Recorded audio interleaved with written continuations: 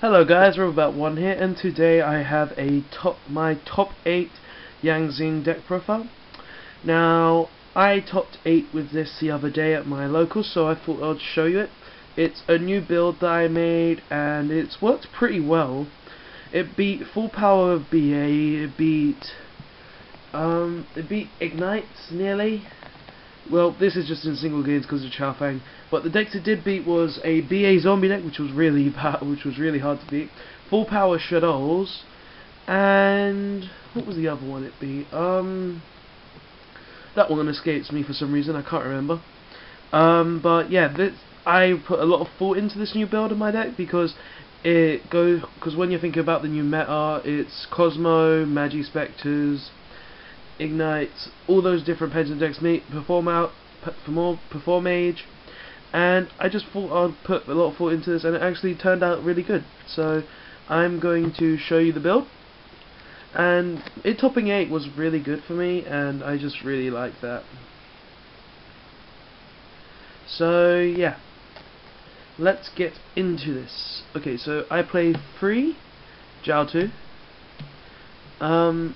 This card is really good. The only time that it's actually bad is when you get Phoenix Chain, Breakthrough, or Vanities, and other times if it doesn't, it's really good. So yeah, it's just one of the best cards in the deck, and it just opens up most of your plays for most of your big monsters and stuff. Without this card, the deck wouldn't be as good, and it probably wouldn't be able to compete with the meta as it is as a state now. So next, I play 3 Bixie. You have to play 3 Bixie. He's one of the best cards in the deck because he makes your monsters unaffected by traps. You must play 3 of him, and he's just too good not to play 3. So yeah, have to play 3 of him. Next, 3 Bian. Now, Bian's really good because when I'm in a tight position, then I can just make Bian with a monster in defense, and then they can't get over me whatsoever, which means Bian is basically an unstoppable wall, which is why he's a very good card in my opinion, and is why I use him.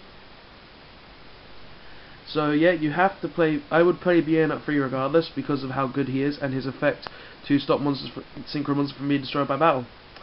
So I play 3 of him just because of that. Next, 3 Suani, biggest stick of the deck. You have to play him at 3 because he gives boosts to attack, makes your Baxia 28, big defense, and he just makes it possible to run over big stuff. So play him at 3 regardless, just one of the greatest cards in the deck. Next, 2 Chao Fang. Play 2 not Chao Fang, Chi Wen, sorry. I played 2 Chi Wen, one of the good cards in the deck as well. He's your level 1 tuner, your light target with Chao Fang.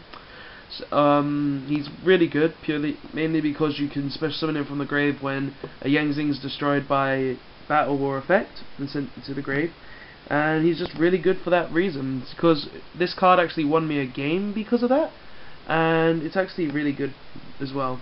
So play him at 2. Play 2 Pulao. Pulao's a really good card as well. He helps me stop anything. He's one of my level 1s. He can help me make Chao Fang with a light and a dark, which is really good as well, so I always have to play this card purely because of that. And 2 seems like enough for him. Next, 1 Zephyr Inu. I play 1 of him purely because I main a card in the deck that you'll obviously understand. Plus, he's an easy Baxia, so popping 2 is always nice. And also, he's an easy other level 8s, and also maybe level 7 if you want him. Next, I play Tayoti. 1 Tayoti. You don't really want to play too many of the big levels because they can get really cloggy at times, and they get really cloggy at times, and that can be really bad for your deck. So I would say only play 1 of each of these because it actually makes the deck a lot more consistent. Just gonna zoom in a bit there. So yeah, that's the monsters of the deck. Basically the same monsters as my last deck profile, but it gets a little different soon, don't worry. Next, I play 3 Yang Zing Path. have to play Free Path. It's your recycling of the deck. It's one of the best ways to play around with the deck. Basically, you activate this, you recycle your monsters, and it actually helps a lot. Plus, you get 2 cards, which is really good. I think because of this, I won a game. Basically, I activated this, reshuffled back 3, drew 2, and I was able to jowl 2 because of it, and that led to me winning the game. So this is a very good card because of that. Next, 2 MST. Have to play MST. It's one of the best cards in the format. Popping those pendulum scales is always very good, and it always helps a lot. So I've run 2 of that just because of that. Next, 2 Dark Hole. Popping your own stuff, summoning stuff, popping your opponent's field as well. This is a really good card regardless, and no one can ignore it because of that fact. So I would always play this card up to maximum. If it came to 3, like I said in my last Kunami Fix the Banners video, this card would go to 3. It's literally one of the best cards in the deck. It's not as good as it used to be, like I said in the video, but it really helps the Yang Zings really siphon to get your Jow to. So yeah, I would definitely play this at 3 if I could. Next, 1 Soul Charge. Soul Charge is good, just allows you to, it actually helps you win games. Oh, now I remember my other game. It was a Skull Servant matchup, and I only won because of Soul Charge. And Soul Charge literally allowed me to summon the 2 monsters in my deck, make a Bian as a wall, and summon a level 4 Synchro. And it literally won me the game because I had the wall for so many turns. The Skull Servant player couldn't get over me no matter what he tried, and I just won because of that. Honestly, I was on 600 life and I just couldn't do shit after I used Soul Charge, so I just kept on stalling it out. So 600 life with a butt that can't be run over by Skull Servants, it's really good. Next, 3 Yang Zing creation. Have to play this at the max amount. It allows you to get additional summons from your deck, and it also allows you to play more cards. So you're able to get better synchro plays out purely because of that.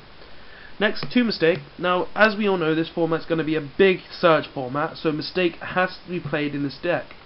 This deck doesn't search at all. It's also why I only play 1 of this, because it actually does search with 1 card, but I mainly usually don't get the search off. But making this, flipping this against a Magic Spectre player, a Ignite player, a Cosmo player, it works so well, and it just makes them cry so much.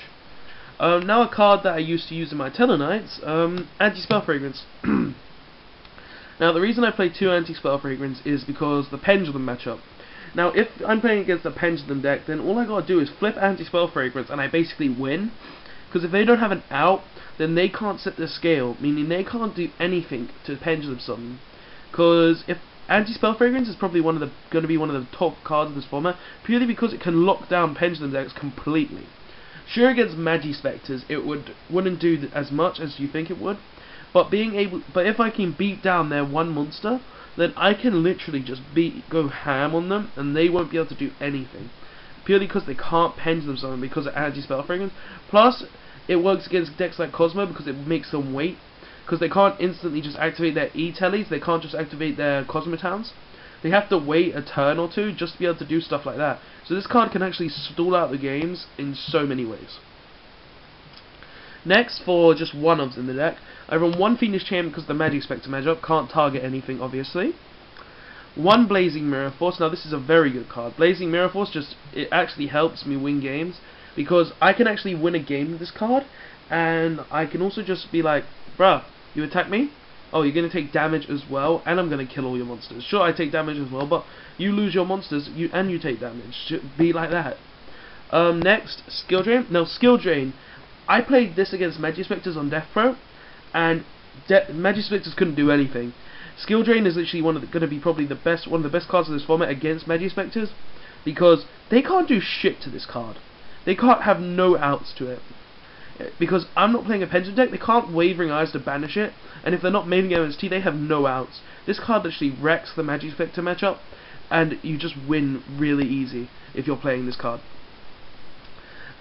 Next, Vanity's Emptiness. Pretty obvious why I run this, just to stop special summons. 1 TT, just to nuke the board whenever I don't want to see stuff. one Bottomless Trap Hole. Now, I know these cards don't work against Magispectors, but they're still very good in the main. Just to banish anything that I want. And one Solemn Warning to negate summons. So that's all the traps and the spells. Now let's move on to the extra deck. Now the extra deck I put a little bit of thought into. I'm playing new stuff as well. So yeah. So let's start this off. I'm playing one Herald of Arclight, just because he's a really good card, and when you do a Baxia lock with him, you can just summon him into defense with Baxia, then they just can't do shit with him. Because you can just negate anything, you can, and also if you're playing against a deck that sends cards from their deck to the graveyard or their sorry, I can't remember, main deck or hand to the graveyard, then they just lose them and it's banished. So they can't really do shit after that. So yeah, one Herald of Arclight. One Older Entity Asteroid. This card is so good because a game that I've actually had with this is basically I was facing Quasar. I had a Fiendish Chain set. This on board. I had 3 monsters on board as well. What did I do again? Oh yeah, I made this. I had this on board with 3 monsters. I needed to get over a Quasar, so I used the Fiendish Chain on the Quasar. After the 3 monsters, when I had the 3 monsters on board, he negated the Fiendish. I made Baxia, popped this, summoned a monster from grave. No. Yeah, I made this, summoned a.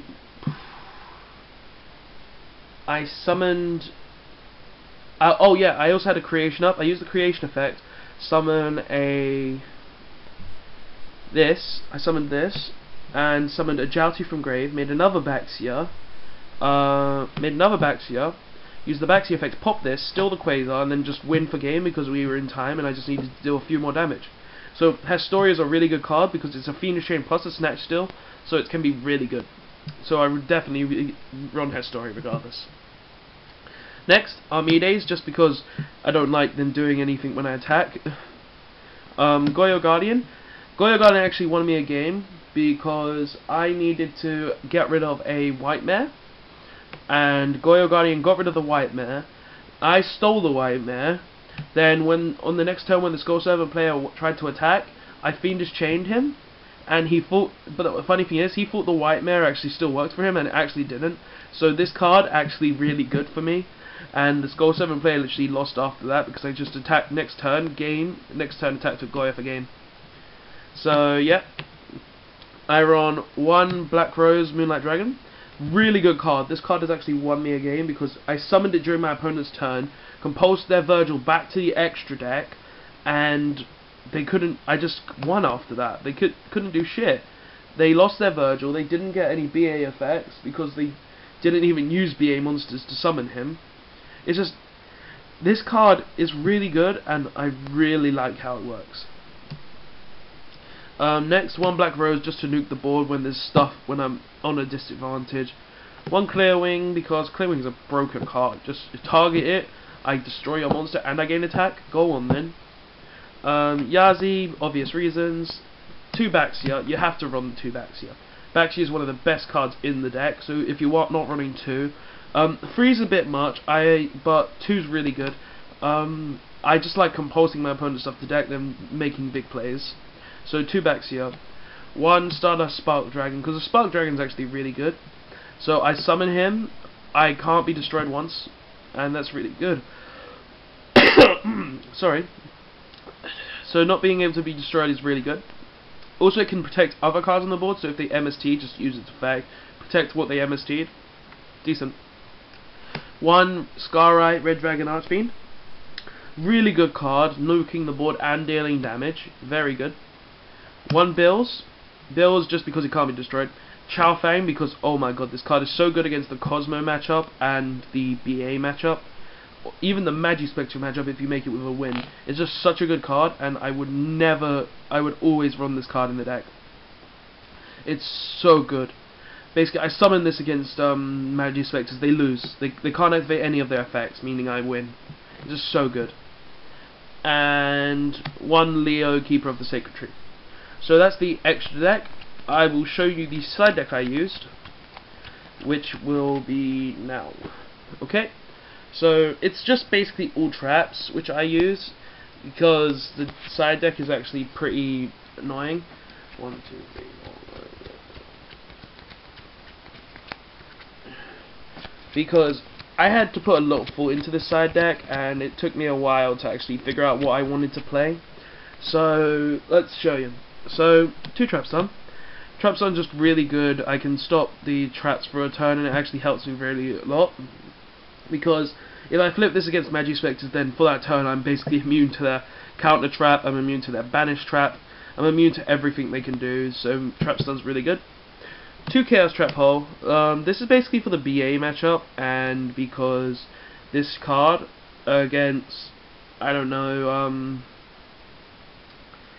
well, basically it's 4 matchups that use light and dark monsters, and it's actually won me games. I can't think of the top of my head right now that's really good, so yeah. Oh, it's also for the Cosmo matchup, that's it. Because when they summon their Farm Girl, I can negate the summon with this, so they just lose that turn for plays. Next, 2 Grand Horn of Heaven. Just really good card. Negating Pendulum Summons is so good, and I wish they didn't errata Black Horn, because they only errated it because of this card, and it's so annoying. Because if they didn't, then I would have Black Horns, and I would just be able to do it with no cost. Sure, it forces them into the main phase, but they also get a plus. It's not really as good as Black Horn, but it's still a great card. Next, 3 Light Imprisoning Mirror. Tellarknights are still live. Cosmo are live. It's just a good card against those decks, and it's just very good still. 3 Shadow Imp for the BA matchup. BAs aren't as good as they used to be, I know, but this is still a good card. It's very good, and I would still run it, but I'll probably bump it down to 2 because of what happened to BA. Next, 3 Imperial Iron Wall for the Cosmo matchup, and for anything that I like to banish, say Ritual Beast, because they can still play, even though they lost to Conhawk. So, yeah. And guys, that's my top 8 Yang Zing Deck profile. I hope you like it, and please like, comment, and subscribe for more Yu-Gi-Oh videos, and I'll be seeing you guys later. Bye.